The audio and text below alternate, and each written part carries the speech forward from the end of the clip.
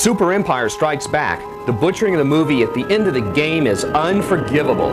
Fans of the movie will be very disappointed. Luke does not get his hand cut off and fall down Cloud City, and Darth Vader does not reveal that he's Luke's father. Like every other movie game, longer cinema scenes with longer scores of music from the movie would be nice. Otherwise, Super Empire Strikes Back is an excellent game. The graphics, especially the backgrounds, are perfect. The stage in which you fly over Hoth, battling the Empire's walkers, is an eye-popper. Play control is better than Super Star Wars, since the double jumping technique has been added. The first few levels in Cloud City are virtually impassable, but you can skip them with password SWPMSS. Many tricks are included in the game to help you pass all of the levels. To get unlimited thermal detonators, press AX, BX, XA, Y, and then start on the title screen after the options appear. To begin the game with Darth Vader, press AX, BA, YX, BA, AX, BB, YX on the title screen after the options appear. To manipulate every object in the introductory sequence with the directional pad and the L and R buttons, press Y 4 times on the title screen after the options appear. The first level of Super Empire Strikes Back is easy. Luke's only goal is to reach the top of a snowy mountain and board his Tauntaun. Luke will see an explosion in the snow far in the distance. In the next level, it begins to snow as you ride your Tauntaun over the surface of Hoth. Enter the cave before you freeze to death. Explore every nook and cranny of the cave to find secret areas high above you. But most importantly, find and defeat the Wampa creature, who is the boss of this level. Super jump from side to side, making sure to never land on the ground in the middle of the screen. Try to land on the side where the monster's claw has just disappeared. Your next boss of the game is the probe droid. You'll most likely get shocked as you fight it, so try this hint for size. Destroy all the eels, then stay in the water and fight the probe droid by swinging your lightsaber by pressing Y. Be sure not to fall off the bottom of the screen. In Echo Base, your objective is to reach your snow speeder. Simply slide your way through the entire level, stopping only for a quick ride in a speeder bike. Press and hold Y to shoot at other stormtroopers on speeder bikes. Keep moving up and down so your firepower reaches any baddies that might appear. After sailing away from the base in your snow speeder, you will be able to tackle a Mode 7 level. First, destroy 10 hovering droids and 10 stormtroopers. Second, destroy 5 AT-ST walkers, which take a few shots to tumble. Third, destroy 5 AT-AT walkers. This task is not easy. Extend your grappling hook by pressing L or R and let it latch onto the walker. Keep your distance and circle around the walker carefully to let the cable wrap around its legs until it finally trips, falls, and explodes. Get the heart that appears after you destroy each walker. Battle on Hoth continues with the next level. Shoot down stormtroopers as they approach. When you're grounded, climb the leg of an AT-AT walker and get inside it. The enemies in here are vicious and dangerous. Defeat the big guns by deflecting their shots with your lightsaber by pressing down and Y. Once you're on top of the walker, head left until you meet the boss, the walker's head. Stay all the way to the right and press down on Y to block it with your lightsaber. All the shots will bounce off the saber and hit the boss. Just stay put until you win. Han takes over for the next level at Echo Base. This level's a meanie, and the boss is appropriately nasty. Try to shoot everything in the hall before the boss to find a thermal detonator. If you find one, rush to the boss, use it, and hope you win. After fighting an AT-ST boss in Echo Base, Han will escape Hoth in the Millennium Falcon.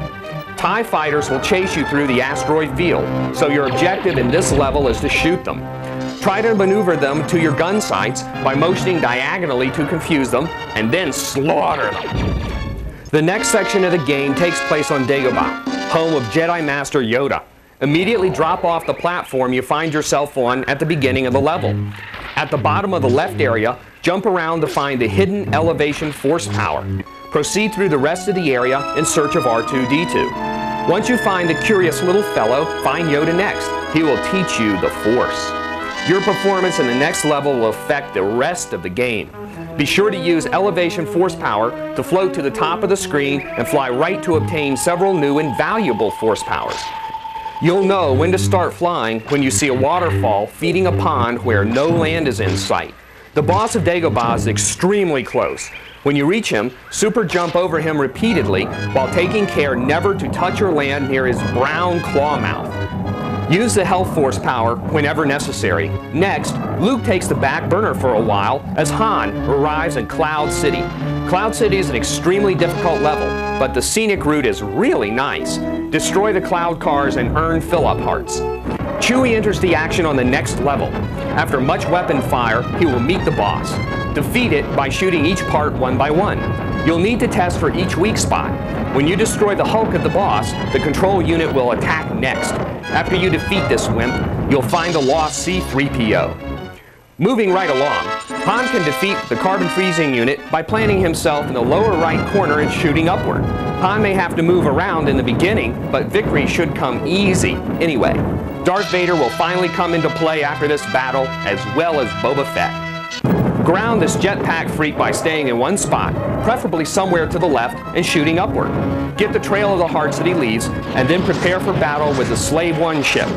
Blast the side guns until they're gone, and then use Chewie's spinning attack by pressing A. Luke will be the character you use the rest of the game. Approaching Cloud City in your X-Wing, let the Force flow through you as you press L or R to fire your weapon at the cloud cars. Once inside the city, use elevation to float up to the higher route of the next level. As you progress through this next level, watch out for motion-activated laser guns. Use elevation to break your falls. The Force is with you, young Skywalker. Battles with Darth Vader will be the ultimate test of your ability. In the first battle, simply use super jumps, but be careful to jump to the side of Darth so only your lightsaber hits him. Use health force power as always. Use the same technique in the second battle, but prepare for Darth to use the Force and throw you through the glass window into the windy center of the city. Ouch! It hurts when the Empire strikes back. Seek out Darth in the next level. Your next encounter with him will be the last. Stay tucked into the right corner of the battle area and press down and Y to block with your lightsaber. Darth may come right up in your face, but he won't be able to hurt you. When he flies upward and starts floating down on top of you, swing at him to get in as many hits as you can, and then put up your guard again before he actually lands. When Darth summons debris via the Force, super jump constantly and try to destroy the debris in search of Force power-ups. Be sure to jump so only your swinging lightsaber touches the debris.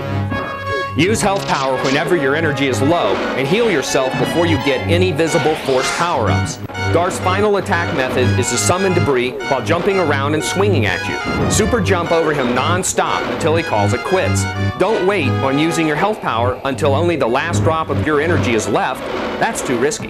Instead, keep your eye on your health meter, the debris, and Vader to achieve the best success. With Vader temporarily defeated until Super Return of the Jedi, you and the rest of the Rebel team escape in the Millennium Falcon to the Rebels Alliance hospital ship, where Luke recovers from his battle with his father, Darth Vader. Bottom line is, while the game butchers the movie at the end, the codes butcher the challenge of the game, which is not overly high since passwords are given for each level. The ending ceremony could have been more gratifying, but Star Wars fans must get this game anyway. Don't get us wrong, we may have a few gripes about the game, but it's still excellent.